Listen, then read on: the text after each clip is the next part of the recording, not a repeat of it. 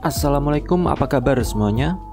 Bibir pecah-pecah, pakai Konidin GPU Yahudi. Kali ini saya akan mereview film yang diambil dari kisah nyata, yaitu ketika 71 anak pelajar Korea Selatan yang ikut berperang menghadapi Korea Utara pada zaman Perang Dunia dulu. Di sini akan diperlihatkan nasionalisme yang kuat dari para pelajar Korea yang tidak seperti Anda, disuruh upacara aja malah ngumpet di kantin. Contoh nih aku di UKS lah, bisa tiduran, bisa lihat cewek PMR, tapi perlu nyiapin alasan sakit yang bagus. Turun berok misalnya. Ya. Oke, karena kalian sudah lelah menunggu dan saya mau keburu servis vagina getar saya yang sudah mulai usang, mari kita ucapkan jargon kita agar cuan Maharini tetap mengepakkan sayap kebinekaannya. Isi miliu-miliu.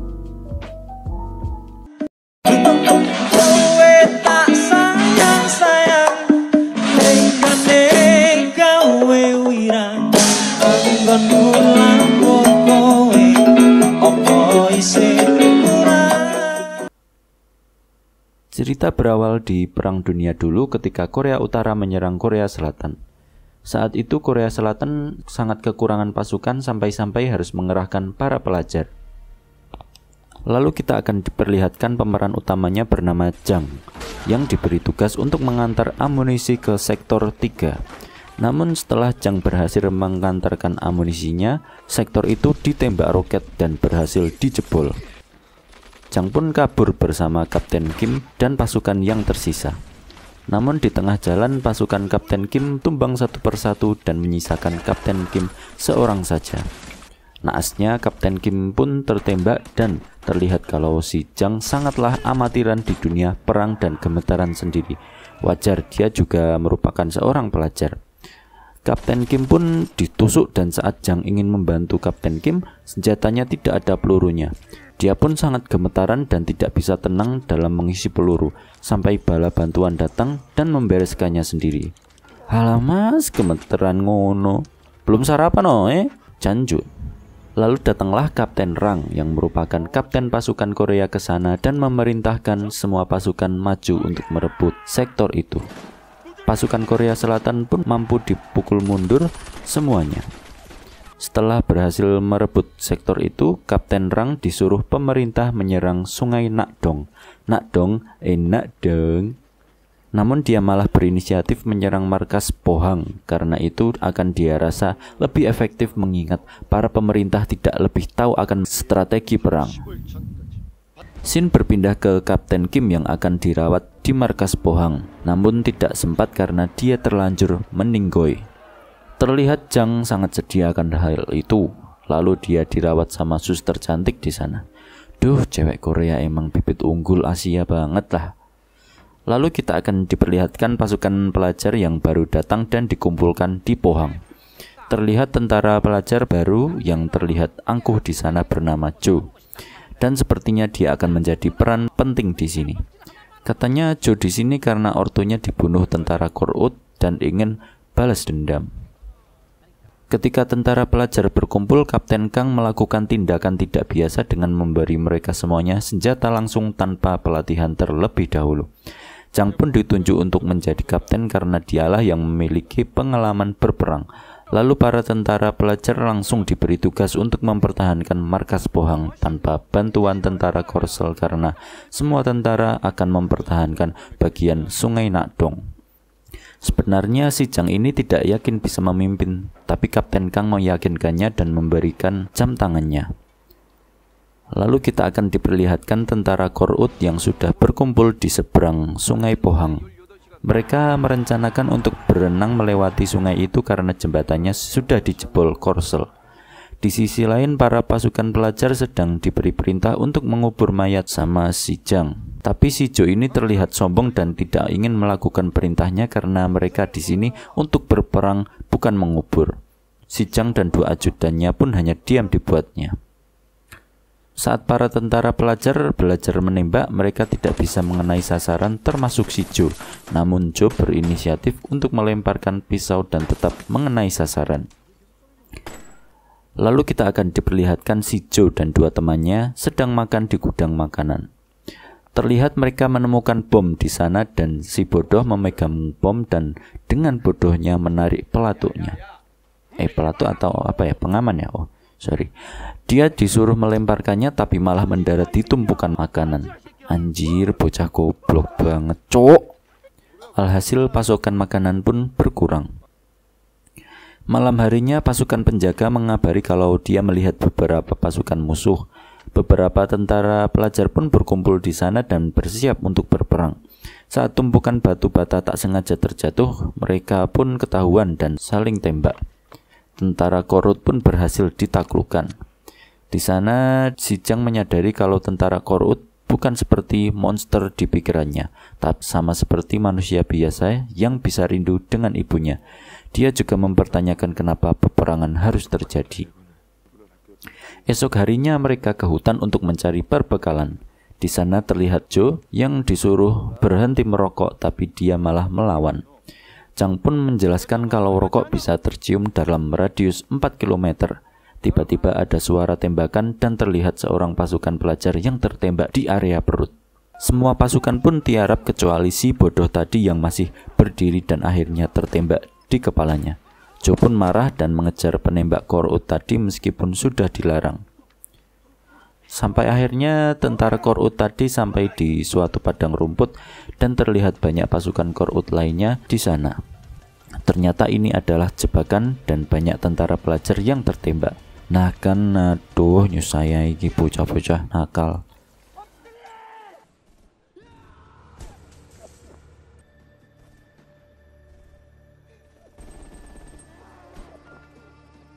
Mereka pun terlibat adu tembak dan terlihat si Joe mendekati musuh diam-diam dan membunuh mereka satu persatu. Akhirnya pasukan Korut yang tersisa pun mundur sampai akhirnya mereka menemukan anak kecil yang tersisa di sana. Jang pun menyuruh Joe untuk jangan menembak, namun Joe tetap menembaknya. Aduh Joe, kok ngawur banget sih. Kasihan itu anak kecil, cowok. Sumpah jengkel banget aku. Jang pun menghubungi Kapten Rang dan menjelaskan kalau ada pelajar yang mati, terluka, dan kabur dari sana. Dia juga meminta bala bantuan, tapi di sana sedang ada perang besar. Kapten Kang pun bilang akan mengirim pasukan dalam 2 jam. Kapten Kang pun meminta pasukan bantuan ke komandan, namun komandan tidak bisa mengirim pasukan lagi ke tempat lain karena di Sungai Nakdong sedang kacau. Sin berpindah ke seorang pelajar yang kabur dan menyerahkan diri ke tentara Korut. Di markas Korut dia diinterogasi lalu dia dimanfaatkan dengan membawa pelajar tadi ke markas Pohang oleh Kapten Rang. Kapten Rang datang ke sana untuk bernegosiasi dan mengancam kalau 2 jam lagi tempat itu akan diserang besar-besaran, kecuali mereka menyerah dan bergabung ke Korut. Tapi Jang memilih untuk lebih baik berperang melawan Korut. Mantap! Di sisi lain, Kapten Kang tetap meminta tolong ke komandan dan komandan pun bertanya kepada aliansi Amerikanya. Sayangnya dia tidak memiliki sisa pasukan, namun dia memberikan senjata bazooka model terbaru ke Kang yang mampu mengalahkan pasukan tank. Kembali ke para tentara pelajar yang sedang mencari barang yang dapat dimanfaatkan untuk berperang. Mereka mempersiapkan semuanya semaksimal mungkin. Terlihat juga si Joe dan temannya menyerahkan diri pura-pura dan membantu tentara Korut dengan tujuan memata-matai. Waktu ditanya mereka itu siapa, malah senyum-senyum. Terlihat juga ribuan tentara Korut yang sudah berbondong-bondong akan menyerang. Si Kapten 2 Korut pun mendesak Kapten Rang untuk segera menyerang mereka. Namun Kapten Rang menyuruh menunggu mereka dulu karena siapa tahu mereka akan menyerah. Kapten 2 pun menganggap Kapten Rang pengkhianat karena dia lama mengambil keputusan. Kapten 2 juga bilang kalau Kapten Rang bisa saja dieksekusi kalau jadi pengkhianat. Kapten Rang pun mengarahkan pistol ke Kapten 2 dan bilang kalau beruang bisa mati karena kantung empedunya. Jangan sampai kau mati karena mulutmu sendiri. Waduh, ngeri, janjut. Tentara pelajar Korsel pun bersiap menembakkan roket, tapi roketnya perlu ditendang dulu buat nyalainnya. Waktu udah ditendang dan berhasil meluncur, roketnya malah balik ke sana. Anjir, pasukan kocak ini mah. Warkop DKI ini. Di lain sisi tentara Korut yang melihatnya bertanya-tanya, "Lah, apaan tuh tadi anjir?" Blok. Lalu serangan keduanya mengenai musuh dan mampu melukai pipi kapten. Kapten 2 pun ngatain Kapten Rang yang terlalu lama menunggu. Kapten pun murka dan mengerahkan semua pasukannya untuk maju. Serangan awal pasukan Korut mampu dijebak dengan ranjau buatan di sana. Kemulut peperangan pun terjadi dengan epik.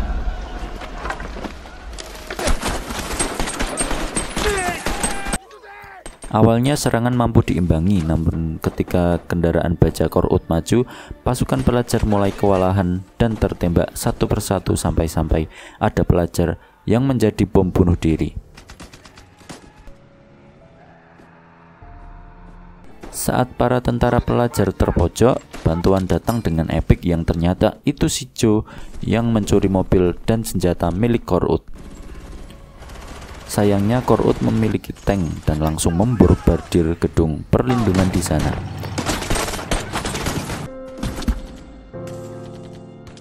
Saat tentara Korut masuk, Joe dan Jang bekerja sama dengan epik di sana. Sampailah mereka di atap dan menembaki musuh dari sana.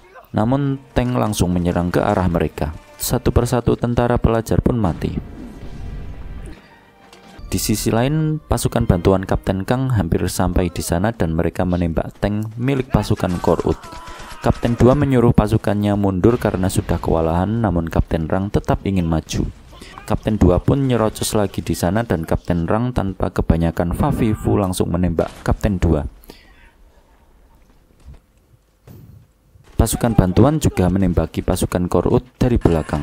Sedangkan di atas gedung, Jang dan Joe menembaki musuh meskipun sudah tertembak berkali-kali.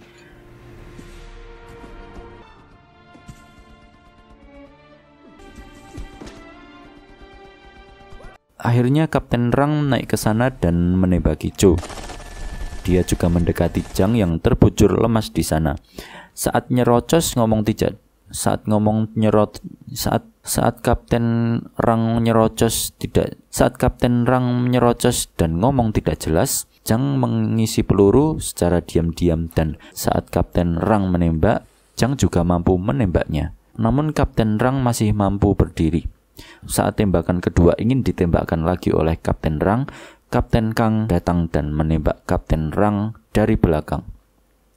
Sayangnya Jang tidak mampu terselamatkan dan hanya menyisakan surat untuk ibunya.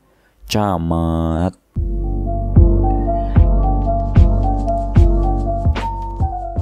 Menurut saya film ini diproduksi dengan sangat baik.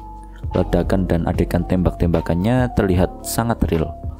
Hanya saja awalnya saya jengkel sama anak yang suka berulah, tapi akhirnya ya kasihan juga sih ngelihat mereka mati. Jadi ini tuh perang saudara yang seharusnya dulu nggak usah terjadi. Bahkan saya menyayangkan semua perang yang terjadi. Kalau mau berantem kenapa nggak pemimpin negaranya aja ya yang 1 versus 1? Atau maksimal bersaing dari segi prestasi lah. Namun apa daya, saya hanya tukang mie ayam di pedesaan yang terpukul pandemi dan terselebeu corona. Itu aja ya dari saya. Saya lagi mikirin gimana cara nagih utang ke Mbak Tuni nih. Dia kemarin minjem uang ke saya. Apa saya bakar aja ya rumahnya? Terdengar bagus. Bok. Terima kasih udah nonton. Jangan lupa subscribe-nya dipencet soalnya itu gratis. Like dan komen juga film apa yang pengen saya review. Jangan dari saya untuk kalian hari ini. Air susu dibalas air Asia. Tokopedia. Wassalam.